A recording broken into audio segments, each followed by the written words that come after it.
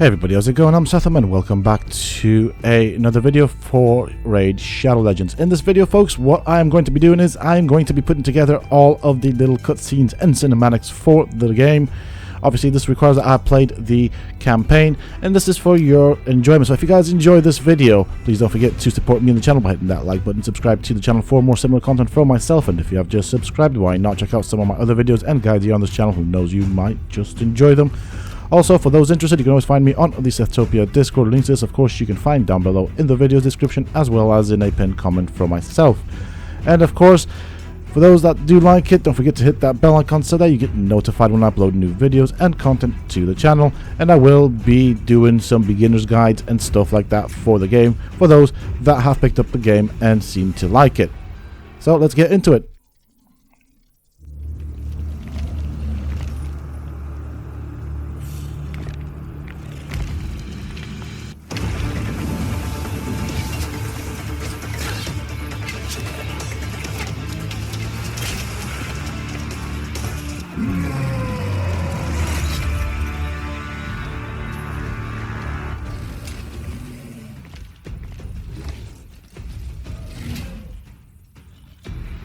I think I'll pass on this one. Elhain, I think he likes you. Not for long.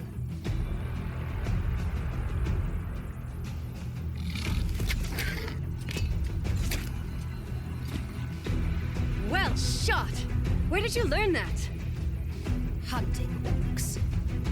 The Arbiter cannot bar me forever, Elf. You and I will have our day. Let's keep moving.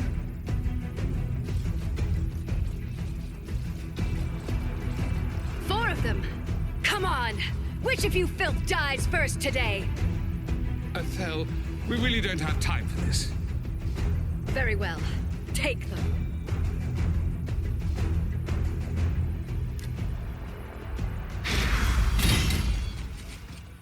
By the light, I'm glad you're on our side.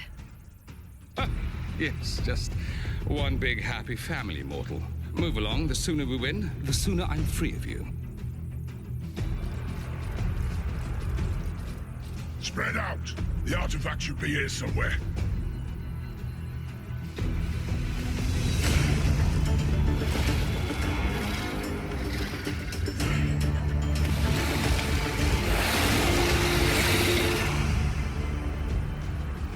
Easy, everyone. Every dragon has a weak spot. If I can hit it just right.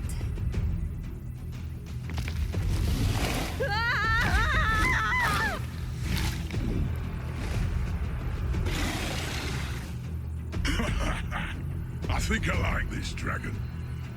Well, that could have gone better. Any ideas? We attack together. On three. For Tilshire! For the Arbiter!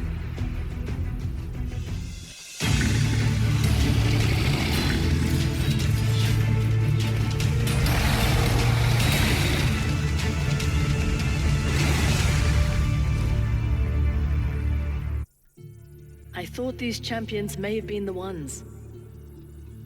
Yet it seems I have failed. They were not ready. Tilshire is dying, consumed by war and discord. Even now, dark forces in the service of Siroth spread a foul shadow from the east. As Guardian of Tilshire, I have done what I can, but my power is almost spent. This task now falls to you. I have strength left to restore only one fallen champion to aid you. With their shard remade, they will be bound to your will. But you must choose. Behold, Kaerok Castle, seat of King Tabor. This is where your journey begins. I fear that the king and his bannerlords have fallen to the shadow. Once noble and just, he has brought war upon his allies and ruin on his people. You and your champions must fight through his bannerlords, find him, and see if he has turned to Siroth. 11 generations of peace had reigned between the kingdom of Kaerok and the realm of Aravia. Once revered as a pillar of justice, King Tabor had imposed crushing taxes to finance his war with his former ally, bringing desolation and ruin upon his own people. Had the king lost all reason? On the orders of the Arbiter, the company set out to persuade him to renounce his folly and wayward policies, even if it meant storming the very gates of Kaerok Castle. Having overcome the castle guard, the company leader called to mind how the Banner Lords had cried out their allegiance to their king, but also to Seroth. Was the king's warring folly prompted by the will of the Lord of Darkness? Upon interrogation, a fallen knight confessed that the king had not been seen at the castle for many a month. His orders were being relayed by messenger from his encampment on the Eastern Front. This meant only one thing. The company would have to pass through the war-torn city of Arnoc. The once glorious city of Arnoc had fallen into ruin, famine, and great sorrow. Peopled by desperate refugees, it had become an unclean place made darker by unknown horrors spawned in the encroaching shadow. To go through it safely would take days, to go round it much longer, so the company agreed to pass beneath it. They would venture into the foul city sewers, albeit risking the known danger of intruding on the territory of the lizard men. After dispatching the lizard men tainted by the shadow, the company waylaid a messenger bearing a missive from the king. They demanded that he direct them to the royal encampment. Trembling for his life, the emissary pleaded that he knew nothing of such a camp. He had only ever received the sealed messages from a hooded knight at the catacombs of the Temple of Narbuk. Emerging from the sewers, the company set their compass northeastward and began a long and arduous trek to the catacombs. At last, they arrived at Narbuk, where the temple was now consecrated to the cult of Seroth. Guided by their torches, they entered the catacombs, where the wind howled with the anguished screams of the restless dead. As they sank deeper into the vaulted galleries, a voice on the wind became ever more distinct, now echoing words of protest, now prayers to Lumaya, the goddess of light. The company crashed into a chamber to find King Teba strapped to a chair, his captors forcing a brew down his throat. They made short work of the aggressors, then cut the king from his binds. "I have been bewitched," he began in rasping breaths, "forced to declare war on Aravia." Then, handing them his royal signet, he said, "Ask Queen Eva forgiveness for my forced betrayal. Thank her for giving refuge to my people, and request her help to find the cause of this shadow." To gain entrance into Aravia, they would have to pass through the dark wood to Felwin's gate. After a 3-day trek, they reached the edge of Durham Forest, home of the Dark Elves. The elves promised safe passage to those who would pay the toll. Showing them the signet of the king, the company claimed right-of-way as bearers of the monarch's word. But the Dark Elves recognized neither king nor queen, and attempted to take their toll in blood. The ugly truth of the Dark Elves was now known. Preying on the desperation of the refugees, they had offered 2 paths. The rich man's path, offering safe passage to Felwin's gate, and the poor man's path, leading to the belly of the dragon.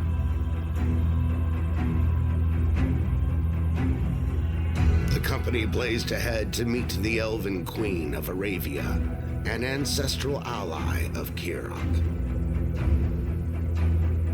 Known for her exceptional beauty, she was also a famed mistress of the old magic. So our heroes joined the torrent of hopeful exiles traveling eastward to the promise of sanctuary among the High Elves.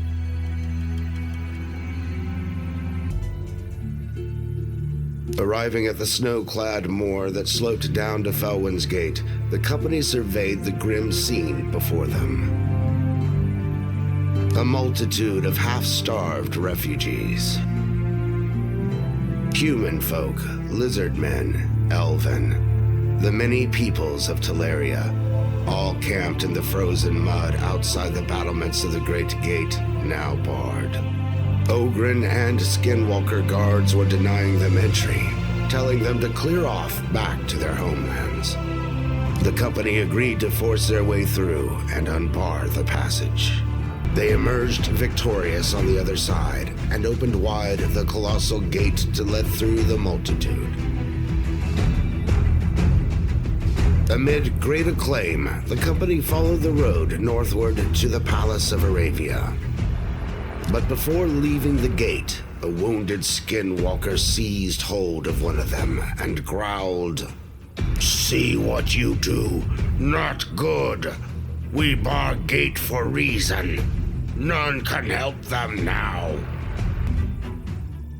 Elven lords and ladies welcomed the travelers with honey cake and mead. They told them they would be led to their new home on the other side of Tilshire.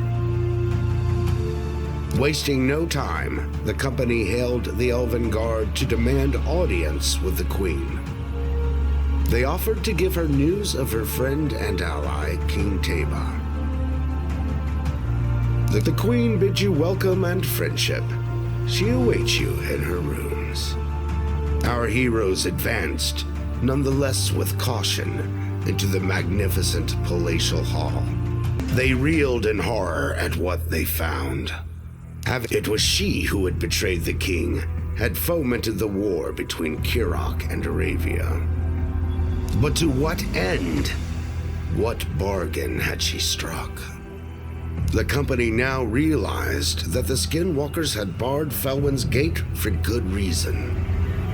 Donning their cloaks, the heroes fled the palace. They then joined the refugees traveling under the escort of the Sacred Order to uncover what dire fate Queen Eva had laid down for them. Stepping inside the township of Tilshire, the company realized they had entered a trap, for the gates were slammed shut and barred behind them. The people, visibly entranced, were herded by orcish guards to an inner court where Bad-el-Khazar, the dark necromancer, was lording his power with the scepter of Surath. Sensing the presence of stronger spirits, the necromancer suddenly roared out, "Guards, arrest them! They are the Queen Killers. Give no quarter should they resist." The company were in two minds. Should they risk tailing the necromancer, knowing they were outnumbered by the Sacred Order? Or should they cut through the treacherous mountain and take him by surprise at Valdemar Strait? Their dilemma was soon resolved by the circling presence of a great white eagle. It carried a message from the Arbiter telling them to make haste, that a dark mass was in preparation in the Deadlands. So our heroes took the shorter but perilous mountain route. However, slowed in their tracks by a terrible blizzard, they arrived at Valdemar Strait as Bad-el-Khazar set sail. Our heroes commandeered a fast ship and gave chase, sailing 3 sheets to the wind. They were soon coursing in the wake of the enemy vessel.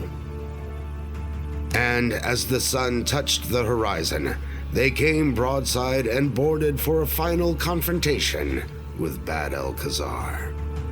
As Bad-el-Khazar crashed to the deck, a black book of spells tumbled from his gown. It bore arcane writings and an image of a horrifying ritual. Meanwhile, freed from the necromancer's somber grip, the surviving Knights of the Sacred Order were released from their demonic trance. A knight by the name of Kenric begged forgiveness for his order's wrongdoings while under the necromancer's yoke. He swore to restore their honor and to save the bewitched folk from committing their shards to Seroth. The hot, barren Deadlands were littered with ruins that bore witness to an erstwhile time when this land was fertile, before the Brimstone Dragon came and scorched the earth. After 3 days of fighting rabid beasts and barbarian patrols, the company at last came to the ancient temple of Lumaya, now the destination of a dark ritual. Folk of every race were being driven in droves by barbarians through the great temple gates to the sound of a deep, throbbing drone. The company announced to the multitude that Bad Alcazar was dead. But to their horror, as the incantation to Seroth resumed, they realized the souls of the congregation were still corrupted. It was then that the Arbiter appeared, with news from the Knights of the Sacred Order. They were assembling at Godfrey's Crossing in a final bid to destroy the demon priests of the Hallowed Halls. "Go forth and make haste, brave champions," she intoned. "I will stay and purify these souls." At Godfrey's Crossing, where the Deadlands met the gorge of the Hallowed Halls, they came upon a horrific sight to behold. The remains of a fallen army were scattered on the far side of the bridge that separated the two territories. Realizing the Sacred Order must have fallen into an ambush, the company proceeded with great caution to the crossing. They passed to the other side, where the army of the Sacred Order had been decimated. One of the heroes picked out Kenrick among the dying. He called his brothers in arms around him, and all four fell to one knee. "O valiant knights," he hailed, "in your crusade against evil, you have redeemed your order." He then lifted his eyes to the sky. "Fear not, noble lords. May your souls ascend to the light of Lumaya." The company then pressed on, arms at the ready, toward the Hallowed Halls to claim their vengeance. Upon arriving at the Hallowed Halls, to the great surprise of our valiant heroes, the chief of the Knights Revenant held out a hand in friendship.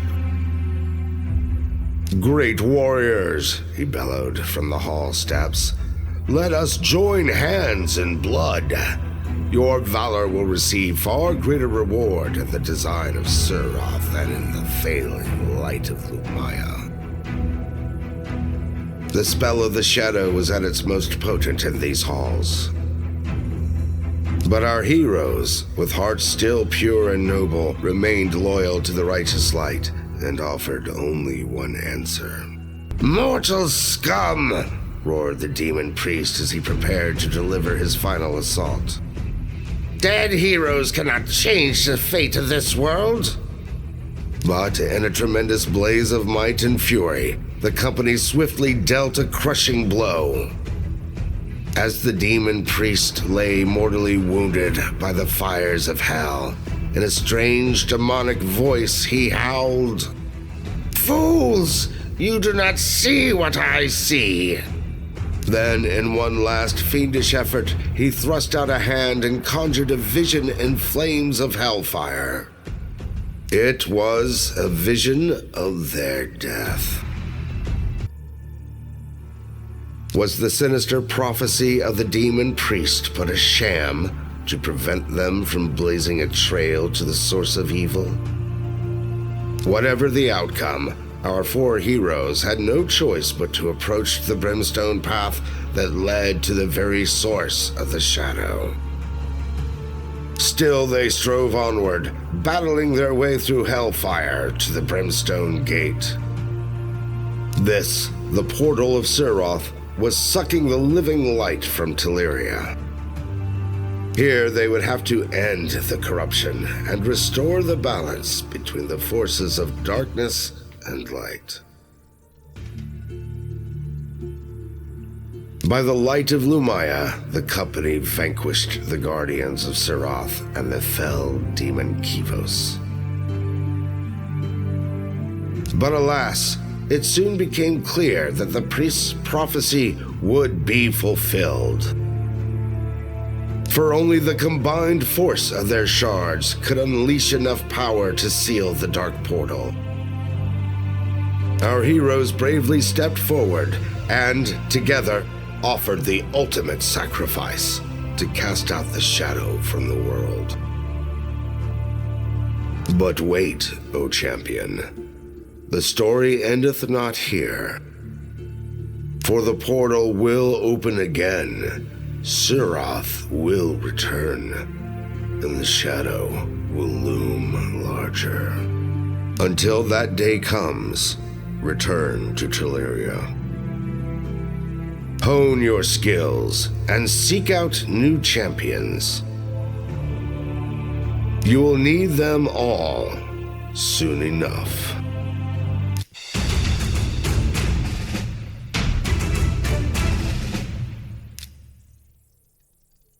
Well, that is it for this video, folks. I do hope that you have enjoyed the little story and these cinematics. If you have, please don't forget to support me in the channel by hitting that like button, subscribe to the channel if you're new and haven't already for more similar content from myself. And if you have just subscribed, why not check out some of my other videos and guides here on the channel? Who knows, you might just enjoy them. And of course, don't forget to hit that bell icon so that you get notified when I upload new videos and content to the channel. Also, for those interested, you can always find me on the Sethtopia Discord.